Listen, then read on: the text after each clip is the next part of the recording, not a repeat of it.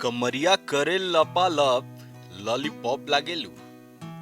ये गाना तो आपके जहन में आज भी होगा।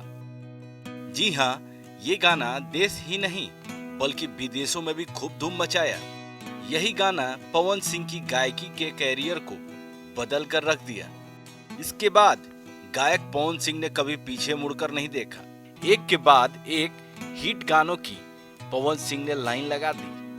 हाल में ही पावर स्टार पवन सिंह का गाया हुआ भोजपुरी गाना लेला पुदीना एहो हसीना गाना रिलीज हुआ। ये गाना रिलीज होते ही तेजी से वायरल हो गया। अभी इस गाने के करीब 200 मिलियन व्यूज हो चुके हैं। पवन सिंह यही नहीं रुके, एक के बाद एक कई हिट गानों से खूब धमाल मचाया। मगर उसके बाद जो हुआ वो जानकर आप चौंक जाएंगे।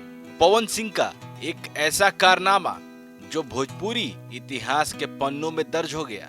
सारे रिकॉर्ड टूटते चले गए।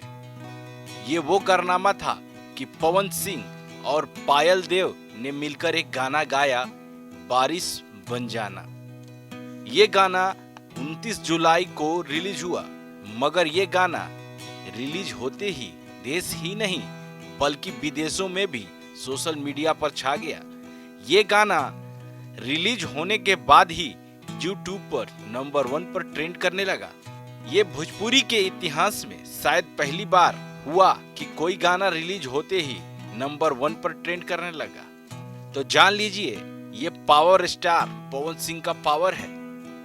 Bureau report.